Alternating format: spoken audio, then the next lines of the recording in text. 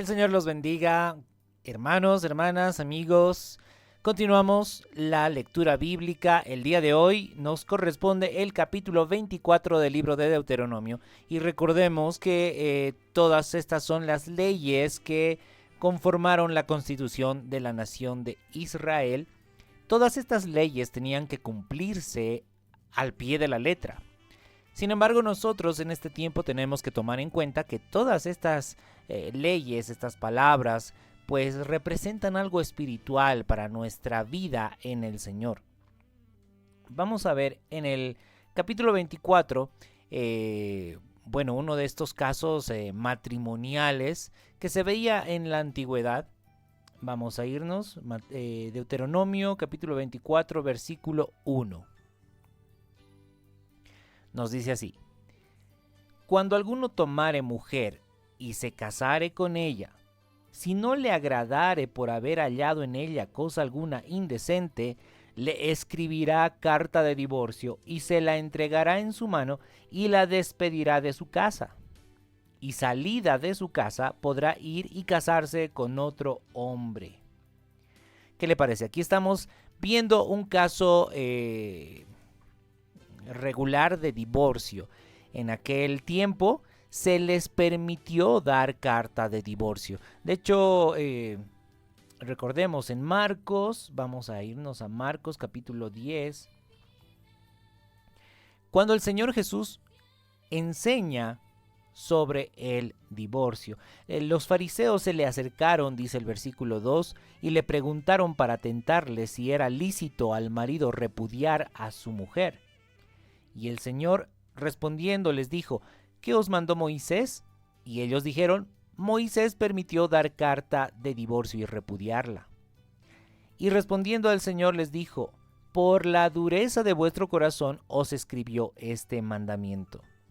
En otras palabras, el Señor Jesús estaba diciendo: el pueblo tenía un corazón duro, pero el Señor no quiere que tengamos un corazón duro. Por eso dice: al principio de la creación, varón y hembra los hizo Dios. Por esto dejará el hombre a su padre y a su madre y se unirá a su mujer, y los dos serán una sola carne. Así que no son ya más dos, sino uno. Por tanto, lo que Dios juntó, no lo separe el hombre. Estamos viendo claramente que el Señor no está de acuerdo con el divorcio. No está de acuerdo con la separación matrimonial. No es algo que le agrada al Señor, no es algo que honre su nombre. Y en el Antiguo Testamento sí se dio cierto permiso para el divorcio. Sin embargo, el Señor continúa diciendo a los apóstoles en Marcos capítulo 10, vamos a ver en el versículo 11, dice el Señor Jesús: cualquiera que repudia a su mujer y se casa con otra, comete adulterio contra ella. Y si la mujer repudia a su marido y se casa con otro, comete adulterio. Y por supuesto, hermanos, el adulterio es pecado. Vamos a ver qué es lo que nos dice el apóstol Pablo. Vamos a irnos a Romanos, ya que estamos hablando del tema del divorcio, de la separación. Es importante que veamos algunos pasajes bíblicos al respecto. ¿Cómo es que debemos vivir en este tiempo? Dice Romanos 7, versículo 2. Porque la mujer casada está sujeta por la ley al marido mientras éste vive, pero si el marido muere, ella queda libre de la ley del marido. Así que si en vida del marido se uniere a otro varón, será llamada adúltera. Pero si su marido muriere, es libre de esa ley, de tal manera que si se uniere a otro marido, no será adúltera. Estamos viendo aquí claramente que el único caso que está diciendo el apóstol Pablo que se podría volver a casar es si es que el marido o la mujer o la otra pareja muriere. Porque si el marido muere, entonces ella queda libre de la ley del marido y se puede unir a otro varón, ¿verdad? Pero dice, si el marido vive, será llamada adúltera. Bueno, sé que este tema puede traer mucha controversia, mucha discusión, pero es importante que nosotros leamos y volvamos a leer lo que dicen las escrituras. Hermanos, tenemos que evitar estar bajo pecado. Nuestro deber es simplemente repetir lo que dicen las escrituras. Y hay un pasaje más que nos dice el apóstol Pablo. Esto está en 1 Corintios capítulo 7. Vamos a irnos al versículo 10. Nos dice, pero a los que están unidos en matrimonio mando, no yo, sino el Señor, que la mujer no se separe del marido. ¿Qué dicen las escrituras aquí? Dice, manda el Señor que la mujer no se separe del marido, y si se separa, quédese sin casar o reconcíliese con su marido, y que el marido no abandone a su mujer. Como le digo, estamos viendo lo que dicen las escrituras.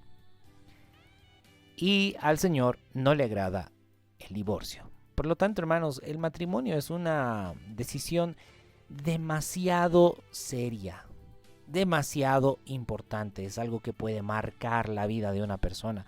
Por tanto, que el matrimonio sea en el temor del Señor.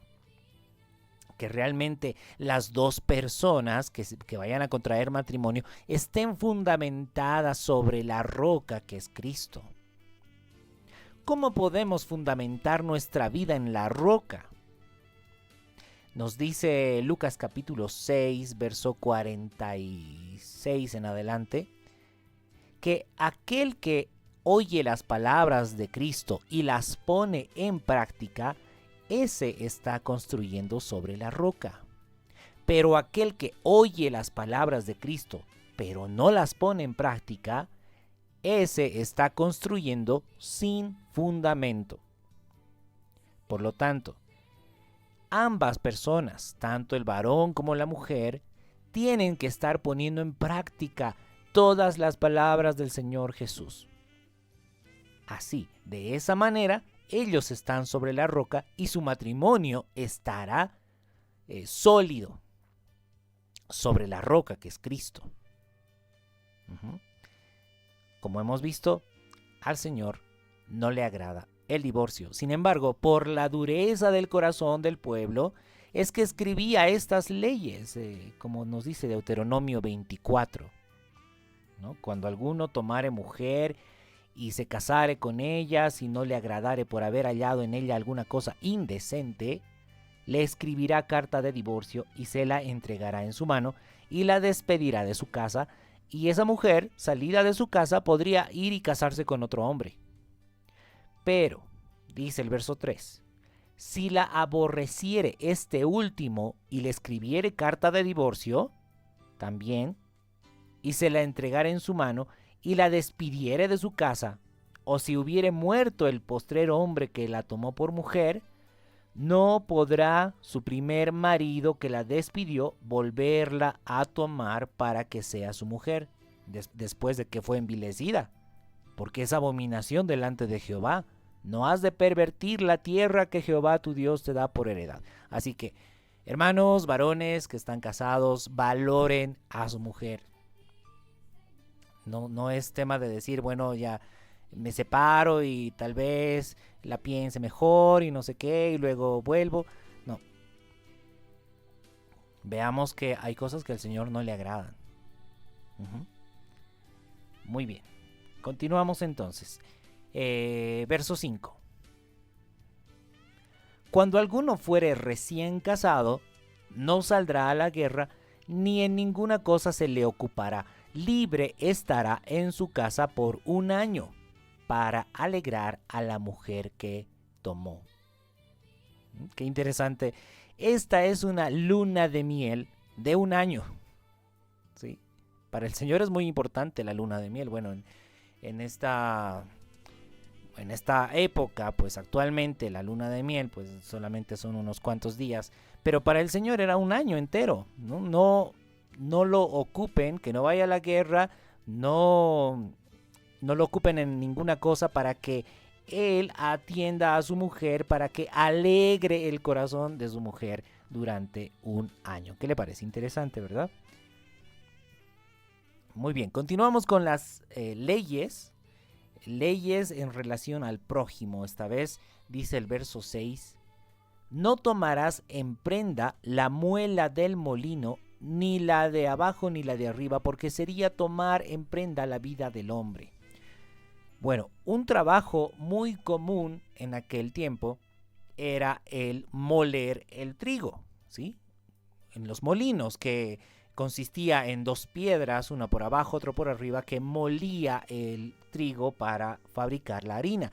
Entonces, si una persona prestaba dinero, por ejemplo, y dice, no tomes en prenda la piedra del molino, porque de eso trabaja, de eso vive esa persona. Es como si estuvieras tomando en prenda la vida de aquel hombre. En otras palabras, sé razonable con lo que vayas a hacer, que todo lo que hagas esté realmente en función del amor a tu prójimo. No hagas cosas sin pensar en el bienestar de tu prójimo. Considéralo. Ponte en sus zapatos. Algo que yo les digo es, trata a tu prójimo, imagínate como si fueran tus hijos. ¿Cómo quisieras que traten a tus hijos? Así trata a tu prójimo. Muy bien, continuamos. Dice el verso 7. Cuando fuere hallado alguno que hubiere hurtado a uno de sus hermanos, los hijos de Israel, y le hubiere esclavizado o le hubiere vendido, morirá el tal ladrón y quitarás el mal de en medio de ti. ¿Qué le parece? Esta es una ley bastante fuerte en cuanto al robo, o haber esclavizado a su hermano, o haberlo vendido, ¿sí? Dice, esa persona tiene que morir, ¿sí? Y así quitarás el mal de en medio de ti. Aquí veamos que en el verso 7, una vez más, nos está diciendo que el pueblo de Israel se llamaban hermanos, porque esa era la familia de Dios. Entonces, si alguno fuere hallado, alguno que hubiere robado a sus hermanos, ¿no? o que lo hubiera esclavizado o le hubiera vendido, morirá el tal ladrón y quitarás el mal de en medio de ti. Eso es lo que quiere el Señor, quitar el mal de en medio de su pueblo. Su pueblo tiene que ser un pueblo santo. Continuamos, versículo 8. En cuanto a la plaga de la lepra, ten cuidado de observar diligentemente y hacer según todo lo que os enseñaren los sacerdotes levitas. Según yo les he mandado, así cuidaréis de hacer. Acuérdate de lo que hizo Jehová tu Dios a María en el camino después que salisteis de Egipto. Bueno, recordemos aquella ocasión en que María o Miriam, hermana de Aarón y de Moisés, empezaron a murmurar, ¿recuerda? Empezaron a murmurar contra Moisés, y a María le dio lepra. La lepra. Entonces dice, cuídate de la lepra. Por eso, ten cuidado de observar diligentemente y hacer según todo lo que os enseñaren los sacerdotes levitas. Porque los levitas, los sacerdotes, estaban designados para enseñar la palabra de Dios, para que el pueblo obedeciera la palabra de Dios. Entonces está diciendo, obedece la palabra de Dios, ten cuidado. Obedece todo lo que os enseñaren los sacerdotes, porque podría llegarte la lepra. Acuérdate de lo que le pasó a María cuando murmuró contra Moisés. La lepra que le llegó después de que salisteis de Egipto. Bueno, algo interesante es que En este tiempo, la lepra simboliza el pecado, la esclavitud al pecado. Cuando una persona es dominada por determinado pecado, es como la lepra. Es como la lepra que contamina a la persona y cada vez contamina más y puede contagiar a otras personas. Cuando una persona anda en pecado puede ser contaminación para el pueblo de Dios. Entonces, ten cuidado, ¿sí? Obedece todo lo que dice el Señor para que no seas contaminado con la lepra espiritual del pecado. Recordemos el Evangelio de Juan, capítulo 8, versículo 31. Que el Señor Jesús dice, si permanecen obedeciendo mis palabras, seréis verdaderamente mis discípulos y conoceréis la verdad, y la verdad los hará libres de la esclavitud del pecado. ¿Cómo tenemos que ser libres de la lepra del pecado? Pues obedeciendo, permaneciendo en obediencia a las palabras del Señor Jesús. ¿Con qué limpiará el joven su camino? Con guardar su palabra. Queremos estar limpios de la lepra espiritual, del pecado. Guardemos la palabra del Señor. Ese es el camino, es el único camino a la libertad. Bien, continuamos entonces. Versículo 10. Nos dice, cuando entregares a tu prójimo alguna cosa prestada, no entrarás en su casa para tomarle prenda. Quedarás fuera y el hombre a quien prestaste te sacará la prenda.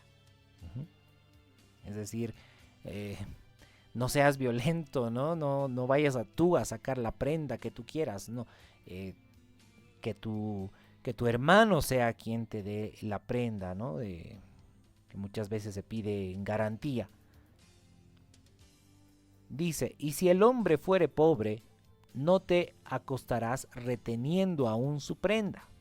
Sin falta le devolverás la prenda cuando el sol se ponga, para que pueda dormir en su ropa y te bendiga y te será justicia delante de Jehová tu Dios. Entonces, muchas veces la prenda que se daba por el préstamo era ropa, y en ese tiempo, por supuesto, la ropa era un artículo bastante importante. No todos tenían un closet lleno de ropas, sino que por lo general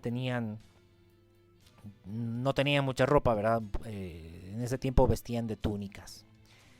Y bueno, dice, si te dieron una prenda, pues devuélvala, ¿no? Devuélvela antes de que anochezca para que esa persona no tenga que dormir en el frío. Una vez más estamos viendo aquí que el Señor dice, considera a tu hermano, ponte en los zapatos de tu hermano. No seas un abusivo. No digas, no importa que le vaya mal, pero me tiene que pagar. No. Sino, toma en cuenta su bienestar. Por eso dice, ¿no? El verso 13. Sin falta le devolverás la prenda cuando el sol se ponga, para que pueda dormir en su ropa y te bendiga y te será justicia delante de Jehová tu Dios. Verso 14. No oprimirás al jornalero pobre y menesteroso, ya sea de tus hermanos o de los extranjeros que habitan en tu tierra dentro de tus ciudades. En su día le darás su jornal, y no se pondrá el sol sin dárselo, pues es pobre y con él sustenta su vida para que no clame contra ti a Jehová y sea en ti pecado.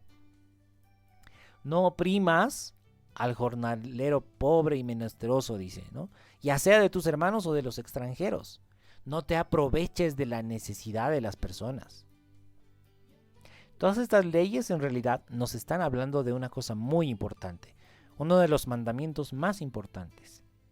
Ama a tu prójimo como si fueras tú mismo. ¿Quisieras tú que no te pagaran el jornal? ¿Quisieras tú que te opriman, que te exploten y abusen? Entonces no lo hagas. Eso nos está diciendo. No primas al jornalero pobre y menesteroso, ya sea de tus hermanos, de los israelitas o de los extranjeros. En su día le darás el jornal, no se pondrá el sol sin dárselo, pues es pobre y con él sustenta su vida para que no clame contra ti a Jehová y sea en ti pecado. Es algo triste que se ve en este tiempo. Hay muchos que explotan a las personas, no les importa realmente cómo está su estado de salud incluso. Lamentablemente en este mundo estamos rodeados de pues esa plaga que se llama egoísmo, ¿sí? Cada quien velando por sus propios intereses. Hermanos, nosotros que estamos en Cristo tenemos que cambiar eso.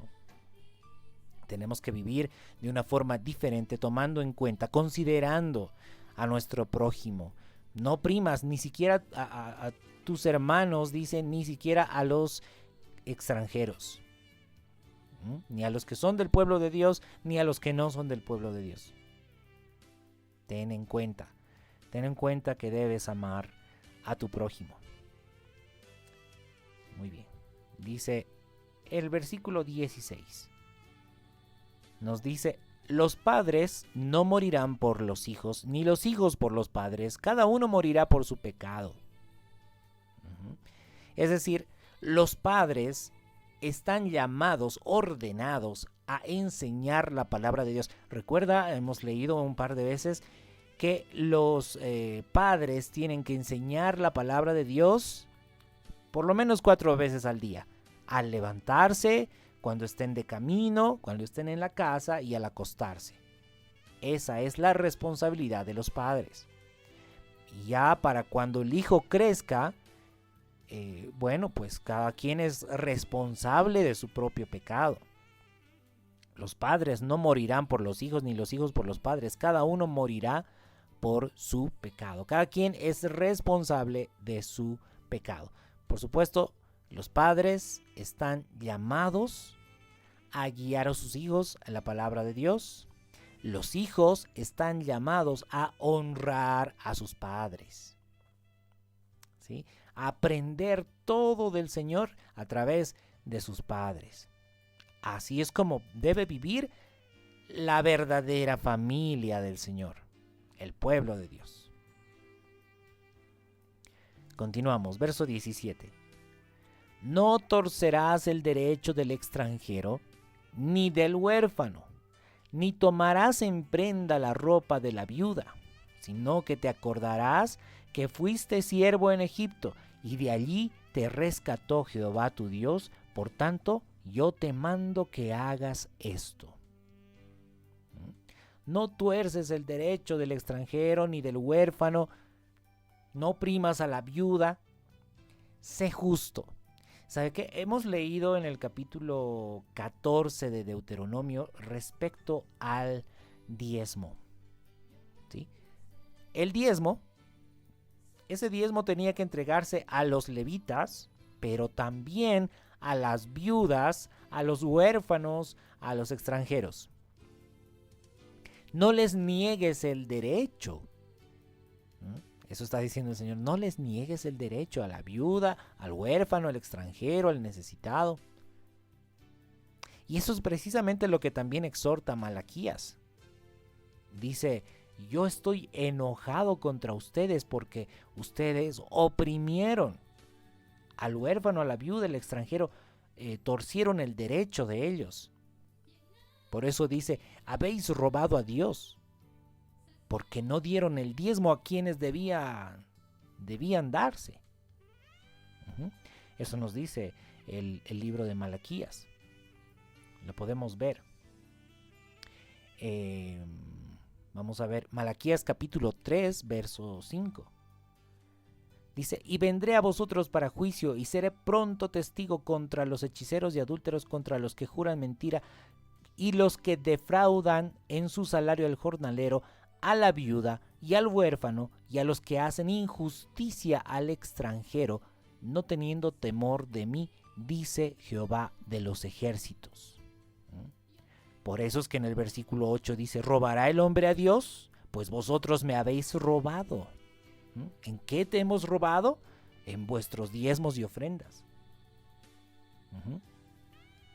Así es, así habíamos leído nosotros en Deuteronomio capítulo 14, sí, lo vamos a leer también. Deuteronomio capítulo 14, en el versículo 28, nos dice: a fin de cada 3 años sacarás todo el diezmo de tus productos de aquel año y lo guardarás en tus ciudades, y vendrá el levita que no tiene parte ni heredad contigo, y el extranjero, y el huérfano, y la viuda que hubiere en tus poblaciones, y comerán y serán saciados, para que Jehová tu Dios te bendiga en toda la obra que tus manos hicieren. Entonces, ¿para quiénes era el diezmo? Para el levita, para el extranjero, para el huérfano y para las viudas. Algunos dicen en este tiempo, ¿no? ¿Qué voy a decir? El líder, ¿no? Es que dice es para los levitas y yo soy levita espiritual. No olvides también a los que pasan necesidad. 4, ¿sí? Levitas, huérfanos, viudas, extranjeros. Entonces, por supuesto, aquí no está hablando de personas vagas, ¿no? De los vagos que no hacen nada.